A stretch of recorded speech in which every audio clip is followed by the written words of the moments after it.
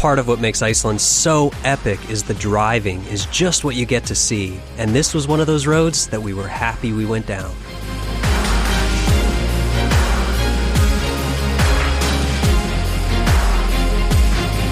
So we're here this morning at this amazing location in southern Iceland, and this is going to be a quick lesson on stitching. So this is a really big mountain behind me, and in order to get it all in frame, I either have to use a really wide 14mm lens, or I have to do something a little bit different. Now, right now, using the 14mm lens, you can see that it does fit everything in frame, but it's really pushing the boundaries on the left and right. I mean, I'm barely able to frame this mountain in. Let's say I had something like a 24-70 or a regular kit lens, 24-105. This is a pretty common lens that we all have and use. Now, if I only had 24mm, you can see by this reference shot that I cannot get the mountain in frame. It's pretty much impossible with a single shot. In this lesson, I want to focus on a simple way to get a panoramic image if you don't have a wide enough lens to capture the scene. Now, as you can see, my camera is set to portrait mode instead of landscape. That's because at 24mm, I want to get as much of the top and the bottom, the sky and the reflection as possible. I have unlimited capability to stitch from left to right. So if it's in vertical mode, as I move the camera and capture these shots, I'm going to get as much of the sky and as much of the foreground as possible. If I had it rotated to landscape mode, I wouldn't get as much of the sky and the foreground. Another nice thing about shooting panos in portrait mode is it gives us the ability to crop later. Since we have all that extra room at the top and the bottom, we can crop our image down and make it exactly how we want in post. The worst case scenario would be to shoot this in landscape mode and end up with this really long, skinny panorama image that's really hard to display on a monitor. Most cameras today have an auto panorama stitching feature, but what happens is the camera clicks through, takes all these shots, merges them all together, and only saves them at the max megapixel rating for the camera. So if you have let's say a 12 or 16 megapixel camera, and you shoot 30 automatic images in your camera, and then the camera puts them all together, and then you still only end up with a 12 or 16 megapixel JPEG image at the end. By doing this manually, shot for shot, we end up with complete control over each individual RAW file, and we get to stitch a pano that has a very, very high megapixel count. So as you can see, I have my camera set up here. The first thing that I've done is I've been very, very careful to level the tripod the best to my ability. Now, so far in this tutorial, I've been shooting with a bigger tripod. That's a TVC 33 by Really Right Stuff. It's rated for much more weight. This is a smaller, more compact, lightweight version tripod, but I wanted to show you guys that you can pretty much do this with any tripod. It can be a really, really cheap tripod, a really expensive one that's rated for a lot of weight or very little weight. And the reason is we've been using the timer function in the camera. So what I have this set for each frame that I take, I'm going to press the trigger on the camera, and it's going to wait 2 seconds before it takes the photo. This gives me the ability to mitigate any vibration that I would cause by touching the camera between shots. A little bit about this ball head that I'm using. This is a BH40 by Really Right Stuff. The nice thing about this ball head is it has an independent function for rotation. So after I set it and lock in and make sure that it's level, I can adjust the bottom knob here and I can actually spin it 360 degrees independent of its own level function. So this just spins on the axis and it doesn't upset the level. Having the ability to rotate the ball head independently is a really, really strong feature. If your tripod head doesn't support this, you're going to have to try to readjust the frame for each shot. And you want to be really careful that you keep your horizon line dead center each time you do that. So the tripod is nice and level. What I'm going to do now in the camera is I'm going to level my horizon. And I'm going to use my in-camera level feature to make sure that that is perfectly aligned and level. I want to make sure that as I spin this around and capture my series of shots, that horizon line stays perfectly centered the entire time. One other thing I'm going to do, since I'm going to be stitching these images together, is I'm not going to use auto white balance. I'm going to make sure to set my own custom Kelvin temperature so that it's consistent throughout each frame. In addition to locking down the white balance at a custom Kelvin temperature, I've also set the camera to manual mode, and I've picked custom settings so that each time I click a frame, it's going to be consistent. So when I go to stitch this together, there won't be any variation in color and light. Now when I'm shooting, it's important to have a little overlap on each frame. That's because when I'm stitching, the software is going to have to find those areas that match so that it can put it all together. A good rule of thumb, without calculating how much overlap you need, you can use 1/3 overlap. That seems to do a great job no matter what you're stitching. So let's go ahead and take these shots and let's see how it looks. So with this shot, it looks like I needed 5 images to create the entire panorama. Now keep in mind that this is a really easy way to shoot panos if you just have a tripod and a regular ball head. All right, so let's take these files into Photoshop now and I'll show you how to stitch them together.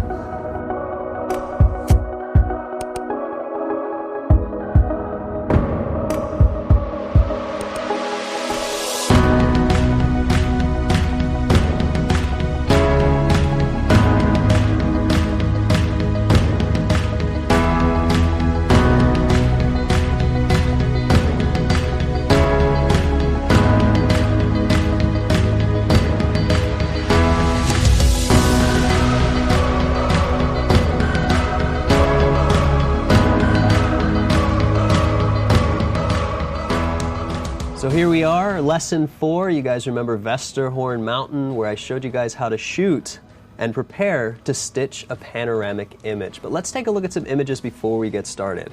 This image that you're seeing right here was shot at 14 millimeters. You can see I get the mountain completely in frame. But we talked about in the video portion of this, what would happen if I only had a 24 millimeter lens? Well, here's the result. So that's definitely different. I cannot get the mountain entirely in frame. But what happens if I turn the camera on its side? Well, if I turn the camera on its side, I still can't get it in frame, but I am getting more of the sky and more of the water. So in the video, remember that I made everything level, and I basically shot from either left to right or right to left to capture the entire sequence to put together in a pano. So if we take a look at this from left to right, you can see that I've had an overlap about 1/3, just like I explained in the video portion, and I've been able to capture the entire mountain. So what we're going to do, we're going to build pano files in a couple different ways. I've actually prepared a couple different sets of files for you guys here so we can do it a couple different ways. And now, actually new to Lightroom in this version when we're doing this processing is the ability to stitch panos right inside of Lightroom. Again, this is a new feature in Lightroom. Chances are in the next version they'll add more features, but right now let's take a look at the features that they have built right into Lightroom. So this is a really fast, quick way to get a good preview of what your pano is going to look like. Before we do that though, we might have to do some basic raw adjustment. You can see the sky above here is a little bit blown out and the water looks really nice. So all I'm going to do here is pull the highlights down a little bit, just so that I can get some of that sky detail back in. So it doesn't mirror the water. Water is usually going to be a little darker than your sky, but it's still going to start to bring those details back. Just when I do that, I feel like this image is a little bit cold. So instead of warming it up in Photoshop, since I'm going to stitch this together, I did lock my white balance when I was shooting, but I think I'm going to change the temperature a little bit and just start to warm it up, just so it's not so gray and cool. Start to get some of the color back in the mountain here. Since I have some settings here, I have -71 for highlights and 15,194 for the temperature. I'm going to right click on this file, I'm going to go to develop settings, and I'm going to go to copy settings. And lens corrections I'm going to turn off. Sharpening's already been set in this one, but I'm going to change it to white balance and basic tone. So when I copy this, it's going to copy all those attributes from this file, then I'm going to select the other ones, right click again, go back up to develop settings, paste those settings. Now they're going to be nice in sync. So the next step is to select them all. And I can go up to the photo option or I can right click. And I'm going to go to Photo Merge, Panorama. And you can see that it stitched my panorama, and on the right here is sort of a lack of options. I have 3 options for the way that it's going to map this pano. Let's just check them out real quick. There's spherical, it's going to build a preview for this. Cylindrical, and you can see both spherical and cylindrical are kind of stretching the mountain up. It looks sort of bloated. It doesn't look like a long mountain chain. It kind of looks a little bit tall, a little bit squashed. It's really not the best version of this pano, so let's change it. Let's see what perspective does. Well, and automatically perspective does pretty good, does a nicer job. Stretches this back out, albeit a little bit wild in the corners, which is okay. We also shot this at 24 millimeter. So doing a perspective one, expect it to get a little bit stretched out. One thing that I have enabled here is auto crop. If I take this off, you can actually see what it's done to the stitch. You see that it's actually stretched this out to maintain the perspective in the center. I like to auto crop it because I don't really need all of that extra detail. And then once you click merge, it'll go ahead and build the panorama. What's really cool about the panorama functions inside of Lightroom, even though they have a lack of options, it'll take all of these raw files. Now remember, I was shooting with a Nikon D810, 36 megapixel. It took all 6 of these files, put them together, and when I click merge, it's actually going to make it another raw file. So it's going to make an Adobe DNG, which is basically Adobe's own generic raw file. So I have started with 6 raw files, and it's going to bake it into a raw file and still give me the adjustment properties that I have associated with raw. So that is very powerful. Let's say merge. Being that these are 36 megapixels times 6, this takes a little bit of time to bake in this panorama file. So the faster your computer, the faster this is going to happen. My computer is pretty fast, and it's still going to take just a little bit of extra time. But be patient, brew some coffee, and you should be fine. After a little bit of time, the pano is completed, and you can see it actually brought it right into our Lightroom catalog here to the right, so we can take a look at that. It will take a little while to load, and you can see this ridiculous file size right here of nearly 20,000 pixels. So that is a massive pano file. So what I might want to do is just crop it down a little bit, and you can see it's maintained all those edges, and we can just sort of compare it to what we had. So I have this big pano file, the mountain here. Go ahead and close down the crop, and here's the original that I shot at 14 millimeter, and then here's the pano file. So obviously not too much visual difference, and again, sorry for the load time here for the 120 megapixel pano, but there's not going to be that much visual difference, but my resolution is going to be extraordinary. So if you wanted to print this wall size, if you wanted to print a billboard, clients could ask you for massive files to put on billboards, and they could ask for a 200 megapixel file. So if you have time in a location and you really want to punish your computer's CPUs and hard drive, you can shoot 36 megapixel or 50 megapixel pano files. So here what I've done this right in Lightroom, and you can see it's a pretty good result, though we don't have many options. Well, what do you think? Could there be other ways to do this? Yes, there are. So what I've done before Lightroom had this built-in feature we could just create panos, I always exported stuff into Photoshop.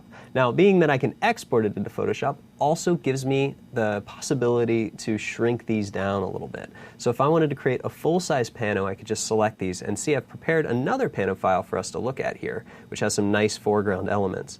So instead of doing this at 36 megapixel, I actually exported these as TIFF files, or in this case, JPEG files, to keep the file size down even more at 3,000 pixels each instead of 7,000, just so that we can speed through this, and I can give you the example. So while this one was done in Lightroom, let's go ahead and go into Photoshop, and I'll show you how to do the same exact thing in Photoshop. So the first thing you want to do is take your files, export them either full resolution or low resolution. Another good rule of thumb is to export them first at low resolution, build a preview, see if you even like the panorama first, or do the preview in Lightroom, and then see if it's worth investing the time for the huge pano.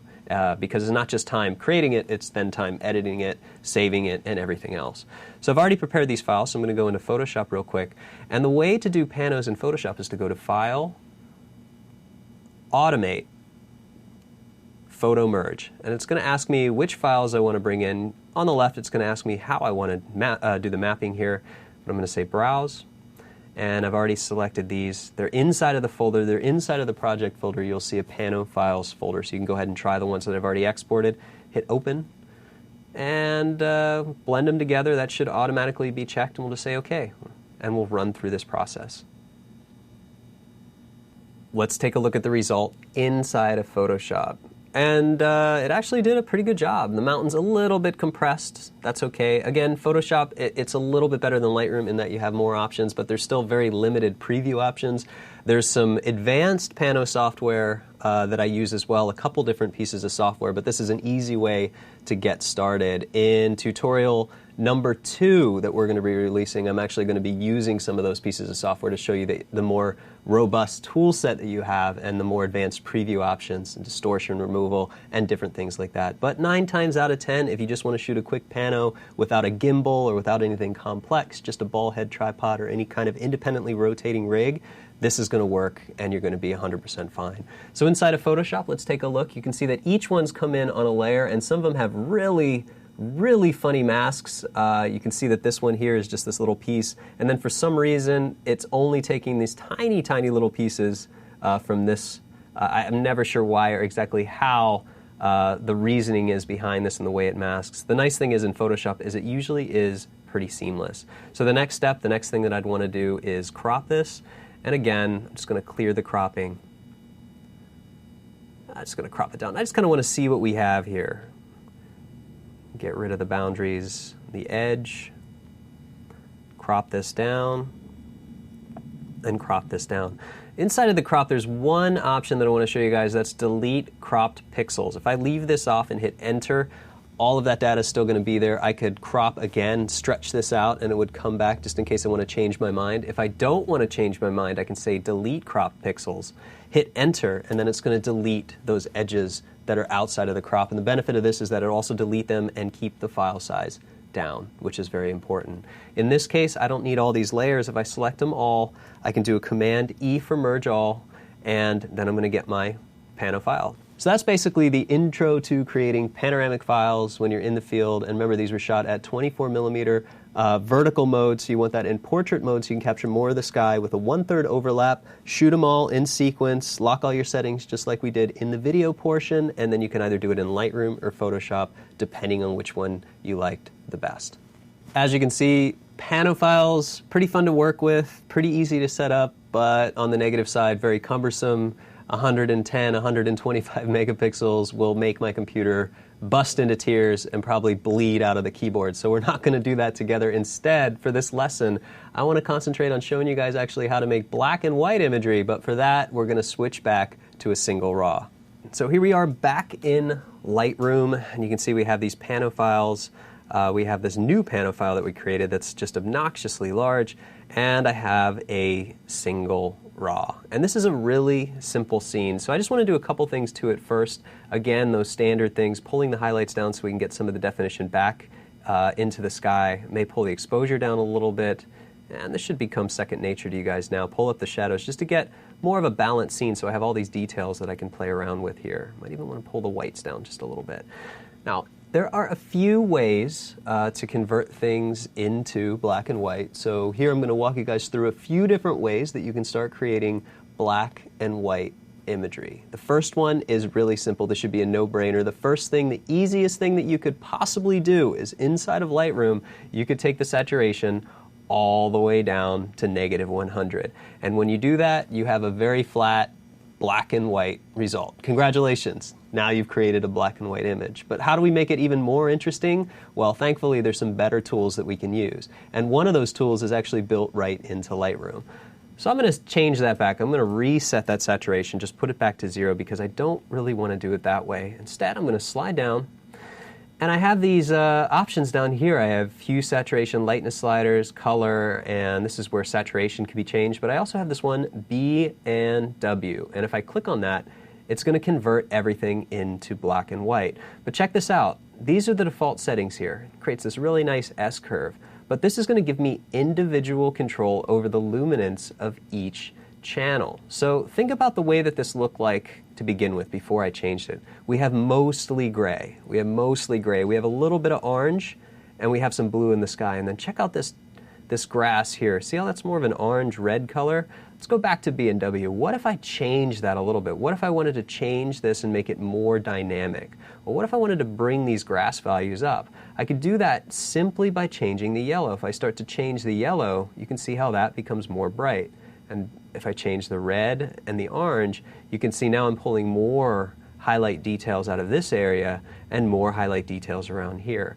Remember the sky was mostly blue, so if I start to change that, you can see that I can change the sky values independently. So I can create a really dramatic, different looking black and white image, rather than just changing it completely from saturation to 0 to -100%, which just makes a flat black and white image. This gives me the ability to have finite control over the little details and create something with a little bit more personality. Now, this individual color control is the key to manipulating black and white images in pretty much any software that we work with. And again, Lightroom has a pretty nice control, but what if we wanted to do this in Photoshop and then add more effects, sharpening, all those things that we've been doing before? Well, here's how we do that.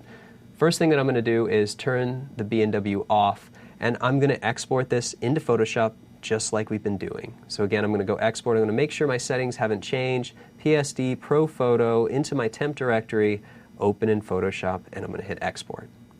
First things first, If you guys are familiar with my work, you know that I like vibrant, super saturated, rich colors. So you probably don't remember a black and white image inside of my portfolio because there actually is not a black and white image inside of my portfolio at all. It doesn't mean I don't pick up work where I have to change things to black and white or clients don't request black and white versions, but it's just not my style. It's not that I don't respect it. I love black and white imagery. It's just not really my thing, but I can show you exactly how to create it. So right now inside of Photoshop, we have just a background. There are a couple plugins we're going to use. We're going to get into that later, but the first thing that I want to do is show you the easiest way to get all of those settings back. The first way we can do it is we can create an adjustment layer here, and I'm going to first create a hue saturation, and you can see that that adjustment layer sits on top of my background layer, and I can toggle it on and off. It's basically a non-destructive way to do color correction on top of any layer in Photoshop. We're going to do the same thing that I did before. Saturation all the way down. Boring. It's really not that interesting, but that's the easiest way to do it. The second thing that I can do that's a little bit better, under adjustment layers, I can actually pick black and white. And if I pick black and white, now see what comes up? I get those same options that I had before. A few presets, I can tint it if I want to do a sepia effect or something else, but here's that same thing. Now I really like this grass to be pretty intense, so I can change those yellows again, bring up the reds, pull down the greens a little bit, and then I can change the blues. So I can create something that's either really bright, really dark and dramatic, where I can really accentuate these values right here. So that gives us the ability to do a little bit more personality, have a little bit more personality, and just something that's a little bit more unique. The nice thing about this is this sits right on top, so it doesn't apply it to the layer directly. So if I go to this layer, I can still do some really fun things like add tonal contrast or pro contrast. So let's just see if we can take this a little bit more, add a little bit more pop to the details, and a little bit more intensity just quickly by doing something we've done before in Nik software by going to Color Effects Pro and adding some pro contrast. So we're going to add some pro contrast here just to pop those details, maybe a little bit of color contrast. And then here's what I really like to do with black and white. If I add some tonal contrast, I can get really nice, harsh details. We don't have to worry about saturation. But if I start popping the midtones here and the shadows, you can see that it's really pulling those details out quite a bit, and I can say OK. Now this combined with that black and white effect, I think is going to look pretty cool. The other advantage here is this was a really flat day, so we're not dealing with much color. We could pull some color out of this, but the past few scenes that we worked on together, we had really muted light, so we had to work really hard to create that color balance and separation and vibrance in the channels. But this one, it really doesn't have that much color. To be honest, this scene is really best when there's just heavy light on it. At some parts of the year, the sunrise and the sunset just explodes with color behind this mountain, and it can be really spectacular. The day we were there, it was really nice for filming. It was great for shooting panos for demonstration, but we really didn't have that epic light. So we have to do stuff that, is a little bit different. In this case, we can create a really dramatic black and white image. And just the last thing that I can do here is just pull the opacity down, and I can do some different things. Something else I might want to do is see all these little white details in the foreground here on this dark background. I like the way that looks, but what if I wanted to accentuate that? I'm going to create another adjustment layer, and this is the first time we're really going to start working with adjustment layers. I'm going to create curves. Now, curves, when you've never used it before, can seem really complicated. Back in the day when I used to do retouching, this is about 10 years ago, the reason I used curves over levels is because it would confuse the clients. They'd come over and they'd say, can you make this a little brighter? And I'd say, yeah, sure. And I'd pull the curves up and I'd change a couple things. And they were like, how do you know what to do on the curves? I'm like, well, it's just really complicated. But in truth, it's not complicated at all. Actually, it's the same thing that we've been doing inside of Lightroom. This is a gamma boost, is up and down, so that changes the tonality of the entire image, but it keeps our highlights and shadows in the same place. If I want to pull the highlights up, I can actually just clamp the levels this way. And just pay attention to the bottom of the screen here. You can see that I'm starting to get the details in those whites and grays. And if I pull this the other way, I'm going to clamp the blacks on the bottom. I don't want this over the entire image, so I'm just going to create a gradient. Again, this is a very simple mask. Black to white, or in this case, white to black. If I hit X on the keyboard, I swap foreground and background color. So that's going to be the direction I drag in, from white to black or black to white. In this case, from white to black and fading out to about here. So now this color corrector only exists down on the bottom. And you can see that I've popped some of that detail out. Last thing I can do, obviously, if I wanted to, I can add a high pass filter and pop those details out just a little bit more. So filter, let's say other, and high pass. But before I do that, actually, I was using a low opacity, so we'll go all the way up to opacity 100%, and we'll go to high pass. High pass of 3, just like before, setting to overlay, and that should chisel out the details. So that's another way to do black and white inside of Photoshop, and it's pretty fun. It's a pretty easy thing you can do, and it gives you some great flexibility because nothing's baked in. If you do this inside of Lightroom, export it into Photoshop, it's going to be black and white in Photoshop. You don't have any control over the color if you change your mind. So this way we can actually turn these effects off and we can go right back into our color version. So it gives us a little bit more creative flexibility. That's 2 ways we create black and white imagery. Showed you one in Lightroom, now one in Photoshop, but what if you want to use a third-party plugin? Well, there's a few really great ones. Nik software has Silver Effects Pro. On1 software has black and white effects, and they're both really good. I personally like the On1 software version, so I'm going to show you that now. This is a complete option for you. It depends. It has a really nice tool set, gives you a bunch of advanced options. Again, it doesn't come standard with Photoshop. It's a $99 plugin package that's just as powerful as Nik software, and again, you can try it if you want to try it for this tutorial. You can download a 30-day free trial. The other thing with On1 software is we have a discount code that we've given you. If you check the documentations in this tutorial, you'll see a list of discount codes for all the things that we use to try to save you guys a few bucks if you do try to buy the final version. I'm going to select everything that I've done so far, and I'm going to create a folder. So I'm just going to save it so we can reference it later. And I'm going to actually duplicate this bottom layer, and I'm going to take it outside of the folder group so that we have it clean on the top. There we go.